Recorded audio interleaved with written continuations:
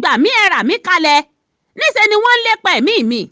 Èyí ni ohun tí Mohbad kọ sínú lẹ́tà kan tí ó fi ṣọwọ́ sí iléeṣẹ́ ọlọ́pàá ṣáájú ọjọ́ ikú rẹ̀. èyà n ò sì rí nǹkan kan ṣe sí i, ó mà ṣe o. lẹ́yìn tí ìròyìn ikú gbajúgbajà olórin tàkasúfèé nì ìlérí olúwa ọládìméjì alọ́ba tí gbogbo ènìyàn mọ̀ sí Mohbad kò jẹ́ tuntun mọ́.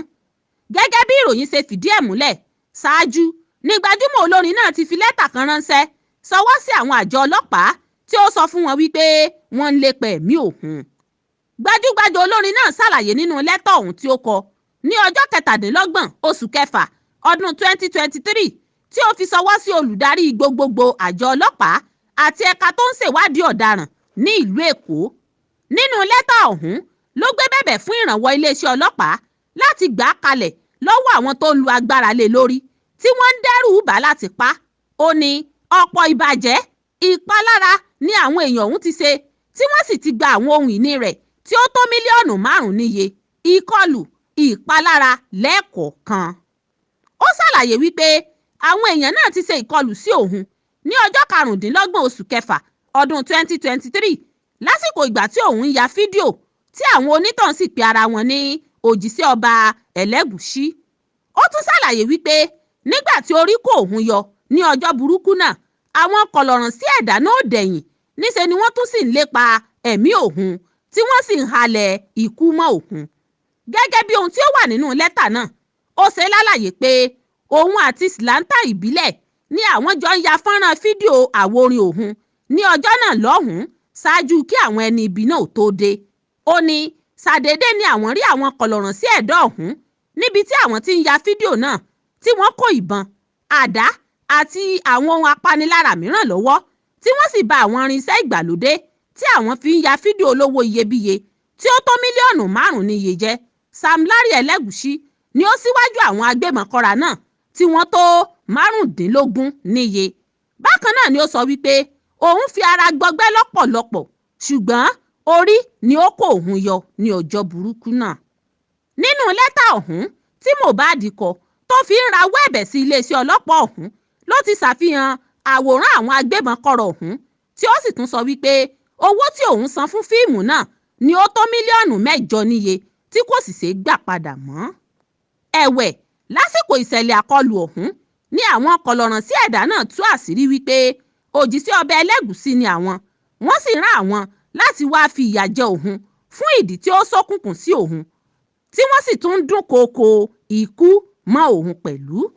lákòótán olórin náà kádìí ọ̀rọ̀ rẹ̀ nílẹ̀ pé kí wọ́n kí ó fi ìyà tí ó tọ́ tí ó sì yẹ jẹ àwọn ènìyàn tí òun mẹ́nubà nínú lẹ́tà rẹ̀ náà pé wọ́n ń ṣe àkọlù sí i kí wọ́n sì gba ẹ̀mí òun là. ọ̀rọ̀ wọ̀nyí ní gbajúmọ̀ olórin náà Mohbad kọ sínú lẹ́tà rẹ̀ ọ̀hún ṣáájú kí ó tó jáde láyé. adẹ̀kú ìdárò ọmọ yẹn Mohbad mo fẹ́ sọ̀rọ̀ nítorí ẹ̀yin pẹ́rẹ́ǹtì wa, dádì wa, ẹ̀gbọ́n wa àti pàápàá jùlọ ìwọ tó bá fẹ́ mú orin níṣẹ́. You want to become a star, you want to become a legend. orin wù ẹ́ kọ ni, ṣó mọ̀ ọ́ kọ ni tàbí nǹkan tẹ́lẹ̀ dá ẹ̀yàn mọ́ ni. ẹ yẹ ká yára wa lówó díẹ̀ lénìí látara ọ̀rọ̀. máa advice ẹ̀yin tẹ́ jẹ́ òbí wa, àtẹni tó kọrin àtẹni tí ò kọrin, kẹ́ ìjọ kẹ́tùrí Ọlọ́run kẹ́ máa mójútó wa dáadáa. kì í ṣe gbogbo ọmọ náà bí tó lè túra ẹ̀ bí. lóòótọ́ Ọlọ́run ló mójútó ọmọ o, torí àìmọye àwọn òbí mi tó yẹ pé làálàá wọn lórí ọmọ gan ó lọ fà bọ̀ síbẹ̀síbẹ̀ bó ṣe ń já síbí ló ń já sọ̀hún. Ọlọ́run kò ní jẹ́ kẹ́ni kankan wá dààmú lórí ọmọ. ẹlẹ́ẹ̀kejì màá kàn sọ̀rọ̀ kékeré in short níbi ọ̀rọ̀ cultist ní ṣíṣe. ẹ jẹ́ ká be careful. ẹ̀yin tẹ́ ṣe mí ní nǹkan tẹ́ ṣe ò dáa o, but màá kàn mú àmọ̀ràn wá fáwọn tí ò bá tí ì join pé kàn be careful. That's my second observation. mo mọ̀ pé pọ́ìntì tí mo mú yẹn báyìí ó lọ́rọ̀ tó pọ̀ nínú, ó ní kálukú ló máa sọ̀rọ̀ yẹn nínú ọkàn ẹ̀ torí pé ọ̀pọ̀ ọ̀rọ̀ kò pàgbọ̀. pọ́ìntì kẹta, tó bá jẹ́ olórin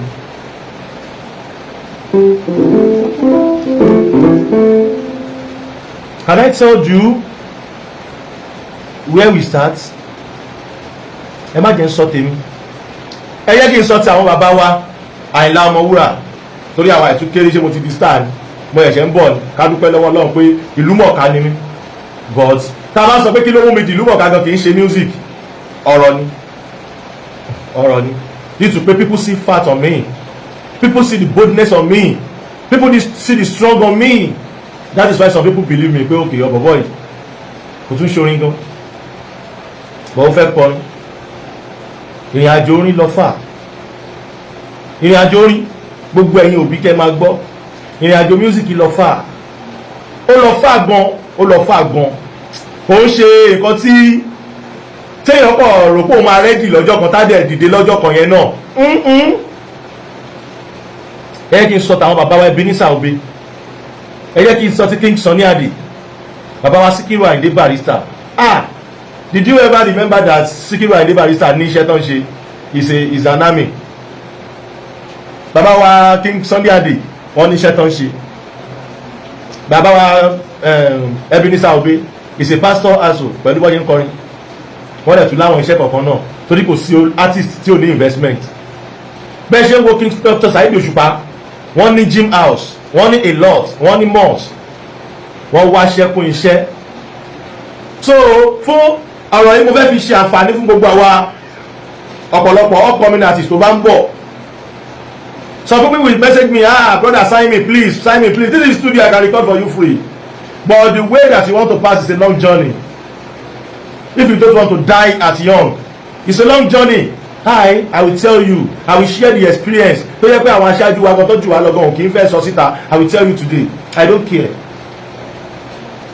Tó bá jẹ́ pé òbí ló gbọ́ tọ́mọ ẹ̀ fẹ́ kọrin, á mọ̀ nǹkan tó máa fi teach ọmọ ẹ̀, á mọ̀ nǹkan tó máa fi learn lesson fún ọmọ ẹ̀. Ọ̀rọ̀ music kọjá wàsá. Now Àlàbí Pasuma ṣe wà yẹn wọ́n ní investment, wọ́n dẹ̀ ti ń ní nígbà tí wọ́n ti ń struggle for music I too ìṣẹ̀ṣẹ̀ tó wá bọ́ sórí tèmi mo ní investment níwọ̀nba tó mówó wọlé tẹ́ ẹ̀ bá tiẹ̀ wá mọ̀ kankan nínú ẹ̀ gbogbo ilẹ̀ mọ̀ pé bọ̀bọ́ yìí ń ta ọṣẹ tí n bá ní followers 1 million 400 nínú wọn ti ra ọṣẹ mi so gbogbo ilẹ̀ mọ̀ pé mo ń ta ọṣẹ náà màá tún dára màá tún wá polówó àwọn míì máa bú mi nísàlẹ̀ àwọn míì máa patronize mi mo ń sáré kọ́wọ́ mi má dilẹ̀ kí nǹkan tí mo ní kó má tán téèyàn bá ń mọ̀ nǹkan but nǹkan téèyàn bá mọ̀ nípa ẹ̀ ní kó ṣe. I can show my fashion designer certificate. Mo kọ́ iṣẹ́ tailor kì í ṣọ̀rọ̀ ọdún 8 ọdún 3 ni mo sign but ọmọ tó bá dá lọ́dọ̀ ọ̀gá náà máa fẹ́ kó wà pẹ̀lú òun kí n tó ṣe freedom is like 9 years. Mo ní certificate yẹn. Mo tún ra àwọn ilẹ̀ kan tó yẹ pé tí n bá fẹ́ gbin now àwọn watermelon tí n bá ń jẹ màá kó èso ẹ̀ pamọ́ màá try láti gbìn so that tí yẹn bá wù tó bá pọ̀ I can sell it out. Màá mílẹ̀ tí màá jẹ́ ń bẹ̀ màá ta síta tó bá jẹ́ pé ọṣẹ náà ni màá produce ẹ̀ fine one tó yẹ pé téèyàn bá lò á ṣàdúrà fún mi màá ta torí kọ́wọ́ mi má dilẹ̀. Ṣé gbogbo ìgbà ni mò ń lọ show ni òun ló jẹ́ kí n ní confidence láti join Yorùbá Nation agitators nígbà tí wọ́n fẹ́ bẹ̀rẹ̀ struggle yẹn torí mo ní nǹkan tí mo gbójúlé ní corner tí a lot of people mọ̀ tẹ́lẹ̀ kó tó di pé mo present ẹ̀ sí gbangba. Ìgbà míì máa wà nínú gbó wọn máa ṣe kámẹ́rà báyìí pé wo we are a farmer o bàbá aṣọ àdá fún yín yes it's truth torí kọ́wọ́ mi má dilẹ̀ ni kí ìyá má bàa jẹ mí lọ́jọ́ alẹ́ and I'm a music 100%. I'm a musician 100%. Ẹ lọ search Bukka Adeleke nínú iTunes ẹ máa rí ibi tí mo ṣe ń pa dọ́là mi díẹ̀díẹ̀ mo tún gbogbo bẹ́ẹ̀ yẹn náà. I build my studio kò ń ṣọ̀rọ̀ 7-8-9 million naira mo fi build inú record label tí ẹ̀ ń wò yìí èmi ni mo ní. I have analog here, I have the guitar here, ẹ wo mixer analog bẹ́ẹ̀ mixer analog àwọn everything ó wà bẹ́ẹ̀ it's digital and analog ni mo ṣe mi ṣe digital nìkan. I spend a lot tí n bá ní nǹkan tí mo gbójúlé kì í ṣe pé ẹnìyàn á ta drug tí ò bá ṣọ́ra ẹnìyàn á padà gbé cocaine tí ò bá be careful ẹnìyàn á padà ṣe ritual tí ò bá be careful because báwa farawé mímọ̀ àṣàfarawé is very dangerous. Ẹ yẹ ká ní tẹ́ lọ́rùn. Mi ì fẹ́ sọ̀rọ̀ lórí nǹkan tó pa Mohbad nítorí yẹn ọkàn mi àtọ̀dọ̀ Ọlọ́run ló ti wá ibẹ̀ náà dẹ̀ ló padà sí kọ́lọ́run bá wa fi ọ̀run kẹ́ ẹni tó bá sọ pé òun ló ń pa kó má kú mọ́ òun náà gbé sáyé so I don't talk too much about. But ẹ̀yin ọkọ mi ṣe bá ti ń bọ̀ tẹ́ bá ti rẹ́ni tó that is why sometimes mi kì í wọṣọ mo máa wà lókà ẹlòmíì máa wò mí kó mọ̀ pé mi ì fẹ́ push ẹni tó wò mí online bí ìgbà tó máa pé bí a mo ti jẹ́ nǹkan ni I'm still looking people eyes àwọn èèyàn ṣe ń help me aburú ò ní kan ẹ̀yin olólùfẹ́ mi lágbára ìdùmọ̀ rẹ̀ mi ò lo fake life mo ṣe bí mo ṣe mọ́ mi ò lọ yágbó di 10 million kẹ́ni máa wò lọ́rùn mi lórí social media kí wọ́n máa pè mí ní legend tí mi ò jẹ́ tí bá fẹ́ jẹ́ legend àpò mi ní legend àpò kò ń ṣe pé gbogbo bẹ́ẹ̀ ṣe mọ̀ mí káàkiri àgbáláyé yẹn ló jẹ́ legend ọlọ́mọdé àrí ṣe legend ọ̀ràn legend tó yẹ pé at the end of it wọ́n padà ń dáwó mọ́tò rírà fẹ́ lómi online mi ò ṣe legend ìyà I'm a strong man to work tí n bá kọrin ẹ̀gbọ́n kan báyìí fún mi ní $500 lọ́jọ́ kan mo bó lówó tán mi ò máa bó lówó sí tán orin yẹn lẹ́gbọ́n yẹn ní kí n máìn wọ́n pè mí sí video call mo kọrin fún wọn ẹ̀gbọ́n yẹn fún mi lówó pé sáyé mo kàn fẹ́ help career ẹ̀ I know you are a businessman, you are a strong man. Wọ́n ní àwọn help mi torí pé mi ò lazy ni o. Máa yẹn dádì yẹn jẹ́ kó yé mi wípé he can never pay anyone naira for lazy people, never. Ó ní kẹ́ni yẹn máa kú lọ́wọ́ máa gbẹ̀gbẹ́ ẹ̀kọ́ já ni. Ibẹ̀ mo ti mọ̀ pé àwọn èèyàn ní interest nínú kéèyàn lazy. Lọ join ní iṣẹ́ mọ́ṣẹ́ orin tó ń ṣe yẹn tó bá fẹ́ kẹ́mi ẹ̀ gùn. Láì jẹ́ bẹ́ẹ̀, wọ́n máa bá wọn sáré, Ọlọ́run má yẹ ká máa bá wọn sáré. Ẹ̀yin òbí wa kẹ́ẹ̀dẹ̀ dúró tì wá dáadáa, ẹ tọ́jú wa. Gbogbo ẹ̀yin ọmọ tẹ́ máa ń DM mi pé bros nǹkan tí mo lè fi gbéra nǹkan tí mo máa advice ọmọ mi pé no not about gbéra wọ ẹlẹ́dà ẹ̀ wọ nǹkan tẹ́lẹ̀dá ẹ̀yìn ọmọ wọ nǹkan tó lè rọ̀ ẹ́ lọ́rùn ẹlòmíín ṣe àdúrà látọjọ́ ẹ̀ ó ń gbàwẹ̀ ó ń lo oògùn látọjọ́ ẹ̀ pé kò ń jẹyàn Ọlọ́run ọba ò dá lóhùn torí pé Ọlọ́run ti mọ̀ pé tóun bá dá lóhùn ẹ̀mí ẹ̀ lè bọ́ lé lórí ẹlòmíín Ọlọ́run ò ní fún lówó látara pé kẹ́mí ẹ̀ bá lè gùn ẹlòmíín Ọlọ́run àdúrà fún ní díẹ̀ torí pé ó ti mọ̀ pé bóyá ìgbéraga àbí ìwà ìjákulẹ̀ ìwà burúkọ wà lọ́wọ́ ẹ̀ ara fún ní díẹ̀ bọ̀ọ̀kan tó béèrè lọ́wọ́ Ọlọ́run yẹn kò tó nǹkan tọ́lọ́run fún kò dẹ̀ nímọ̀ pé olóore tọ́lọ́run fi ń ṣe àwa máa blame Ọlọ́run tọ́lọ́run ṣe dáadáa ẹ ṣe jẹ́ ká dí sùúrù ká má sáré àsàpàgídí gbogbo ẹ̀yin ọmọ Yorùbá tẹ̀ẹ̀dẹ̀ dira dáadáa ẹ má sáré owó nìkan ẹ sáré má bà tèmi jẹ́ ẹ sáré má bà tèmi jẹ́ tó wáyé pé ọmọ yìí tó mọ̀ nípa owó èyí ó dira dáadáa ní nǹkan yẹn ò ní ṣe é bó ṣe wù kán lépa ètò tálẹ́ ò lọ́ta láyé yìí ó yá Mohbad nìkan ló lọ́ta àbí kò sì sẹ́ni tí ò lọ́ta láyé yìí Ọlọ́run máa gbé wa lékè ọ̀tá wa ni tá a bá ní Naira Marley ní kámú kìnnì kan ní kámú gbìnì kan ní kákan pariwo is just noise ọlọ́pàá máa ṣe investigation tí ò bá jálé wọn lórí ọlọ́pàá máa free wọn ó ń ṣe pé wọ́n shoot ẹ̀ àti mọ̀ bí àwọn poison ẹ̀ ni tó bá fọ oògùn fi ritual tó fi pèèyàn pa kò sí kéèsì ẹ̀ ní court yes ẹ dira dáadáa ẹ tọ́jú ara yín if you want to become a man learn how to be alone tí mo bá ń sọ I don't sign any record label nǹkan tí mo lè àwọn èèyàn ń wò mí látọjọ́ pé why tí mi ò drop hit song kí n trend ẹ lọ gbogbo àwọn tó trend ní entertainment lẹ́ni tó ní strong background wọ́n padà máa ń di star ògo wọ́n padà máa ń wọlé ni mi ìfẹ́ máa dárúkọ èèyàn bí kó ló lọ máa ró lọ́pọ̀ everybody ẹ máa type orúkọ wọn sísàlẹ̀ péjì ni a lot sórí di superstar ó kọ̀ọ̀kan nìkan kọ̀ sáré hit máa pariwo nígbà tí ìyànyà kù sọ fún wọn kó ti yànyà nànà ó ti yànyà nà dìgá ẹ máa bàbá ẹ máa kù ogun ẹ ti wọlé ṣáájú kó tó kó tún kú gan ó tún kú togotogo ni ogun ẹ ò trend what are we talking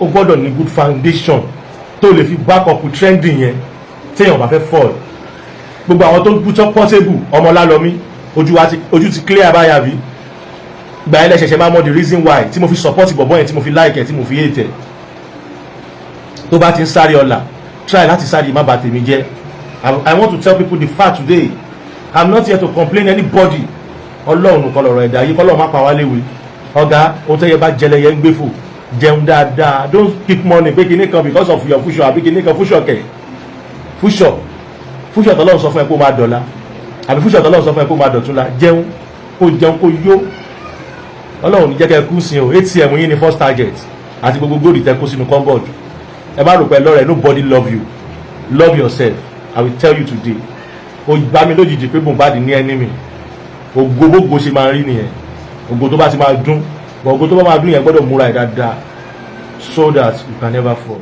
Thank you for watching. If you're new to this channel, consider subscribing so you won't miss out any of our latest video. My name is Akian Abi. I'm a video director and TV producer of Akomolowe on African Magic. Keep watching DriveTv. olólùfẹ́ DriveTv àti gbogbo ẹ̀yin tí Fẹ́mi Sola ẹ máa wo DriveTv. Keep watching DriveTv. My name is Wole Agba. Taking this time out to tell you all that you keep watching DriveTv. What drive ẹ̀wọ̀ ní ògo ẹ̀? What drive ẹ̀wọ̀ fulfilment? What drive ẹ̀wọ̀ bí tó bá lọ? Ó ní iṣẹ́ rìn. Ibi ni kò máa wò DriveTv. Thank you. Chloe. DriveTv, driving you around the world.